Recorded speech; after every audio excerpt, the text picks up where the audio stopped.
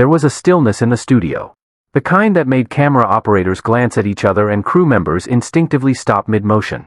The red light above the main camera blinked silently, signaling that they were live, but something felt off. The host, Steven, sat perched on his iconic chair, fingers lightly drumming the desk like a pianist hesitating before a particularly dramatic chord. "I'm a mess, folks," he muttered, mostly to himself, but into the mic nonetheless. It wasn't in the script. The audience chuckled politely, unsure if it was part of the act. Then the house band kicked in with an upbeat riff, the doors swung open, and in walked Josh Brolin, dressed like he hadn't checked a mirror, but walked like he didn't need to. Applause. He crossed the stage with that measured swagger that only came with age and scars, real or imagined. He looked like a man who had fought more than just cinematic villains.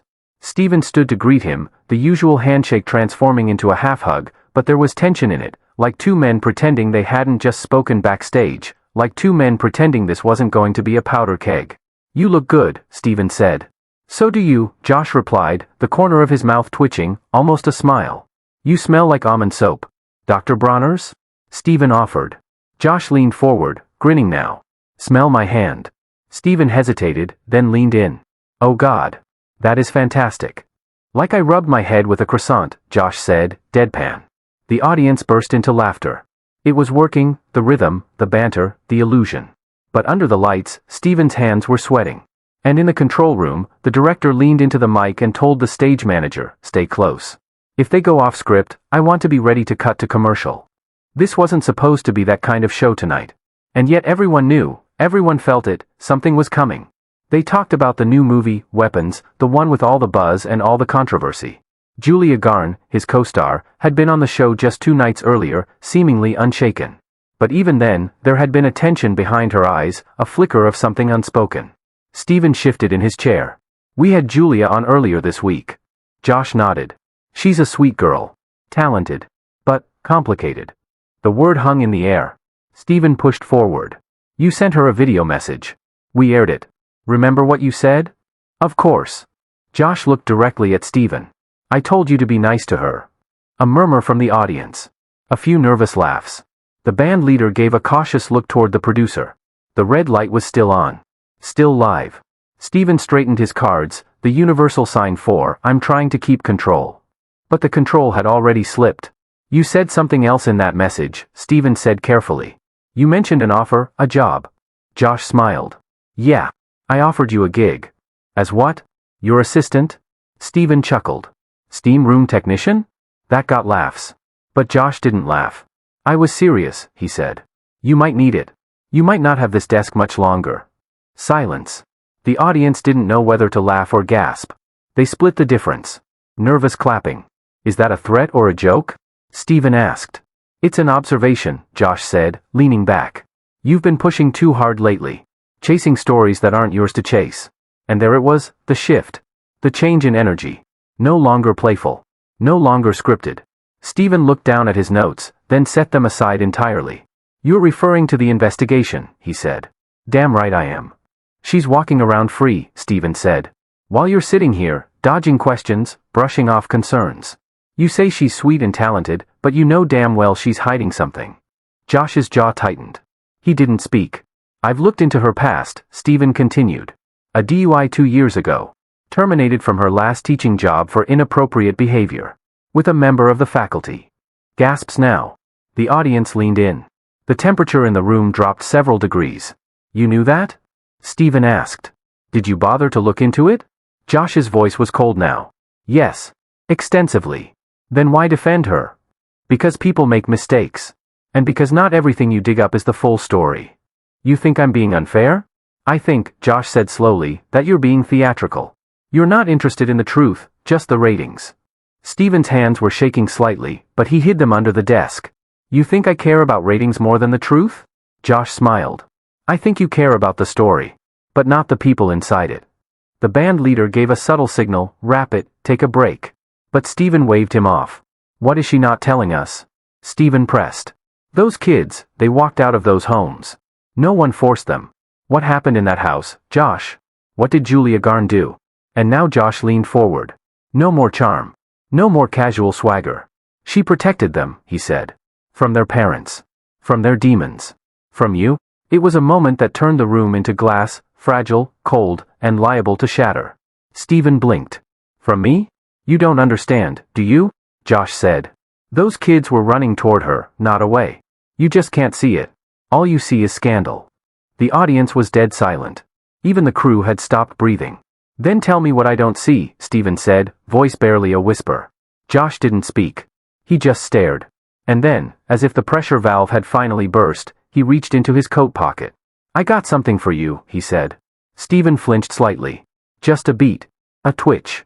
Josh pulled out a small, wrapped package. Go ahead. Open it. Stephen hesitated. Is it gonna bite me? No snakes. I promise. He opened it. Inside, a worn copy of The Prophet by Khalil Gibran. The pages had tabs. Notes. One page was folded over and marked in ink, Your children are not your children. They are the sons and daughters of life's longing for itself. Stephen looked up. Josh's eyes were glassy now. She read that to them. Every night. A beat. She's not what you think, he said. She never was. They sat there, just two men under hot lights, on a stage built for laughter, now bathed in tension and history. And then the band played again. Because it had to.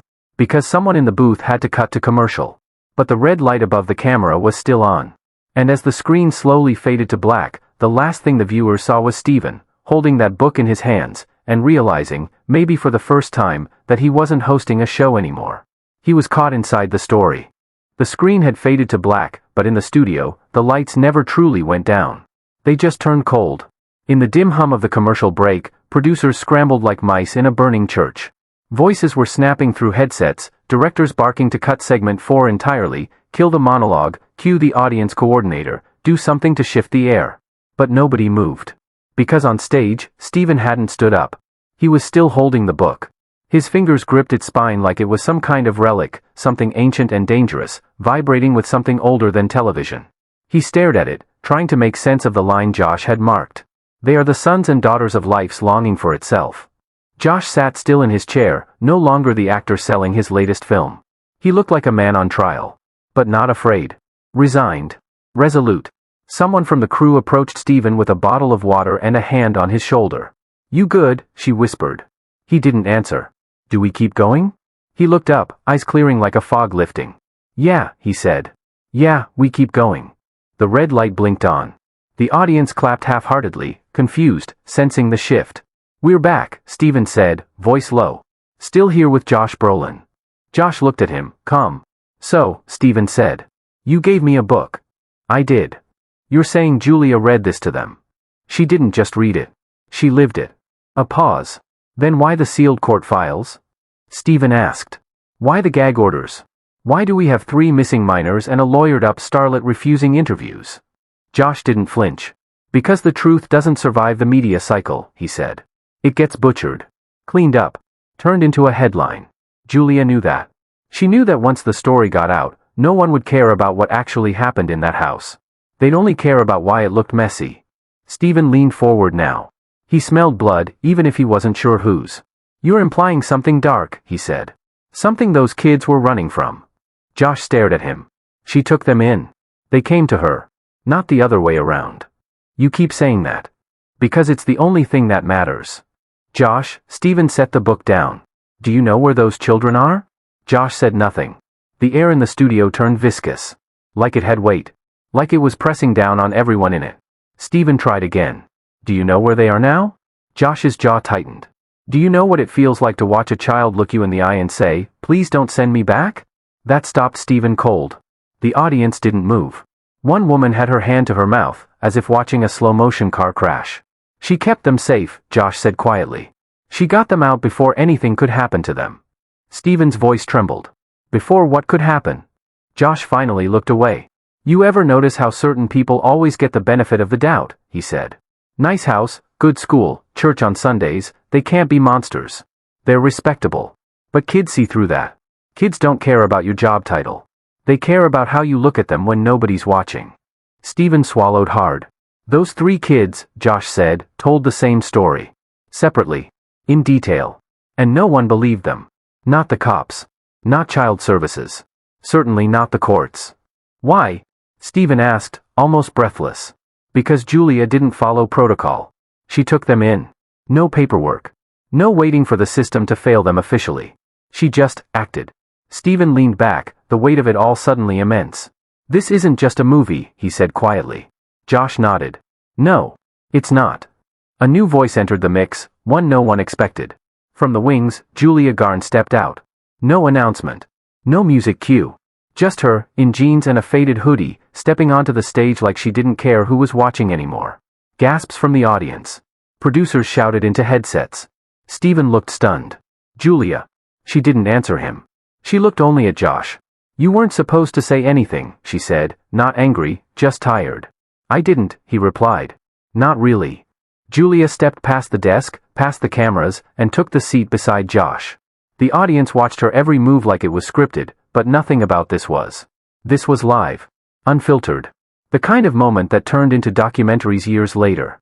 Stephen scrambled. I thought you were out of the country. I was, she said. Then I wasn't. Why come here? Julia finally looked at him. Because I'm tired of hiding. And because you're the one who started this.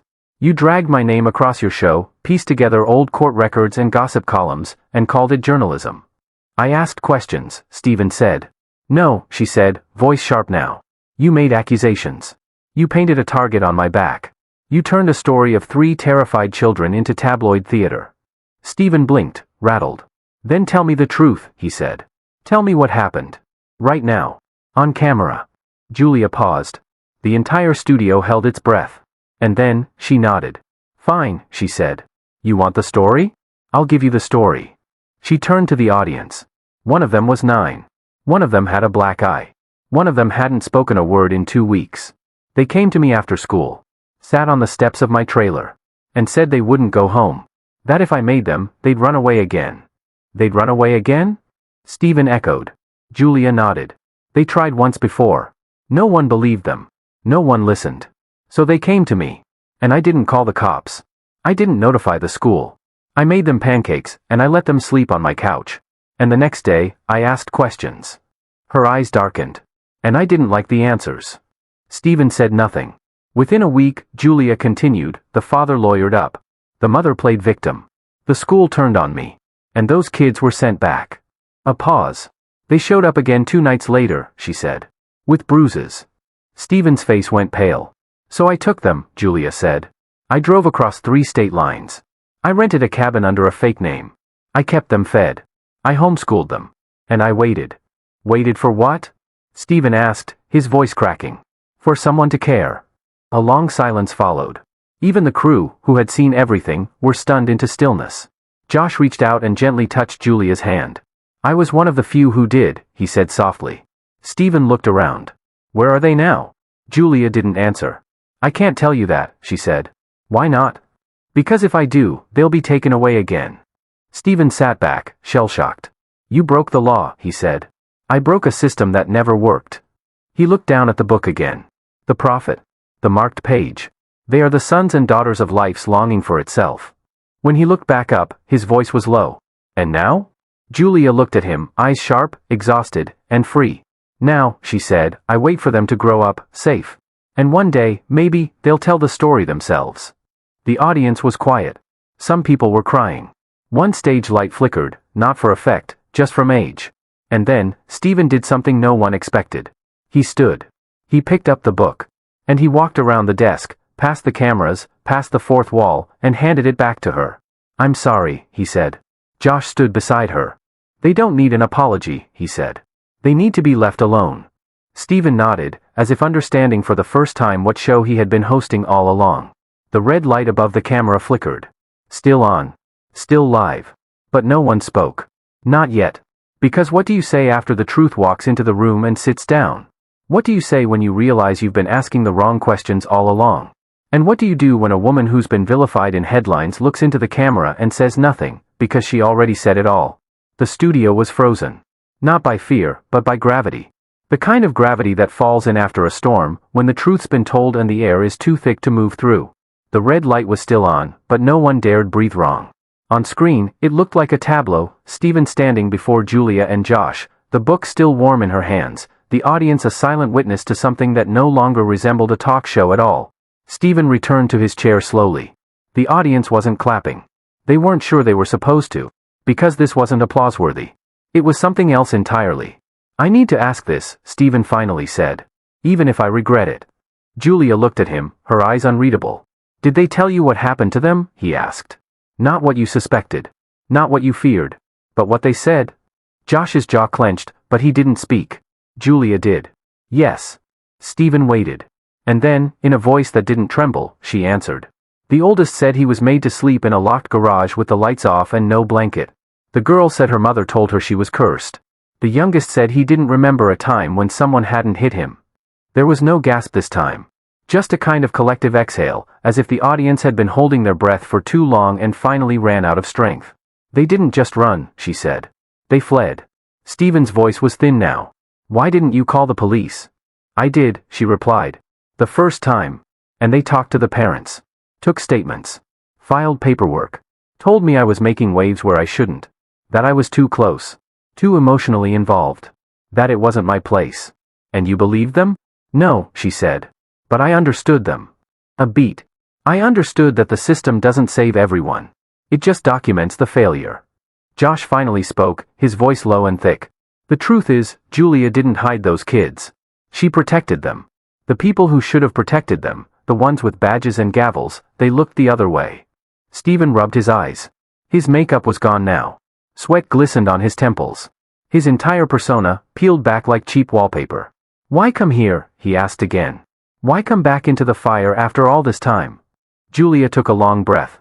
Because you were never going to stop. Stephen said nothing. Because my silence was being used against me, she added.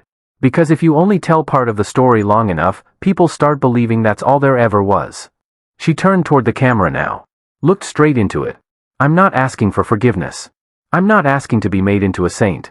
I'm not even asking to be understood. I'm just done letting someone else write the ending. The silence that followed wasn't awkward. It was sacred. Stephen looked around the room. At the audience. The cameras. The band. His crew. He finally turned back to Josh. Why did you get involved? Josh hesitated, then gave a soft, bitter smile. Because I saw myself in them. That caught Stephen off guard. When I was 12, Josh said, voice shaking now, my father was nominated for an Oscar, and I was sleeping in a friend's guest room because our house was too full of shouting. Nobody ever asked where I was. Nobody wanted to look too closely. He laughed, but there was no humor in it. I survived. But I remember what it felt like, to be invisible when it mattered. Julia reached for his hand again. They didn't look at each other, but the gesture said enough. Stephen looked down at his desk. At the cards, still untouched. The prepared questions, now meaningless. Are you afraid of what comes next? He asked. Julia didn't answer. Instead, from the back of the studio, another sound rose, faint at first, almost imagined. Clapping. One person. Then two. Then a slow, cautious swell as the audience, unsure but moved, joined in. Not the wild cheers of a talk show. But something more reverent. More human. Not applause for entertainment. Applause for truth. Stephen looked up, stunned. He didn't know whether to smile or cry. And then the producer's voice crackled in his earpiece, you've got 60 seconds. Then we cut. Stephen stood again. He didn't look at the cameras this time. He looked at Julia. Thank you for coming back, he said. She nodded once. Then Josh leaned forward, eyes locked on Stephen. You still have a choice, he said. Stephen blinked. What choice? Josh's voice was calm. Certain. You can be the guy who chases ratings, or the guy who finally listens. The words hung in the air. And then, slowly, Stephen stepped from behind the desk again, walked to the front of the stage, and faced the camera directly. The red light was still on. He didn't read from a teleprompter. Didn't glance at notes. Didn't fake charm. He just spoke. To the parents watching this, he began, voice soft, to the people who know, deep down, that something's wrong in their homes. This wasn't supposed to be your story. But maybe it is. The audience was still. If there's a child near you who's trying to say something without knowing how, listen. Before it's too late. He looked back at Julia, then Josh. And for the rest of you, watching this unfold like a scandal, maybe ask yourself why you find this so hard to believe. And what that says about the world we've built. He let that sit. I don't know what happens next, he said. But I know I won't host another show like the one I've been hosting. The director was counting down in his ear now. 5, 4. He ignored it. Subscribe if you care more about people than spectacle. Subscribe if you believe that silence isn't neutral. Subscribe because you want stories that fight to be heard, not stories designed to distract. 2. 1. The red light blinked off. But the screen didn't cut to black. Instead, it lingered on Julia. Still seated. Still quiet. Still dangerous in her truth. She looked into the darkened lens. And just before the fade, she whispered, "Tell them I didn't run. I fought." Cut to black.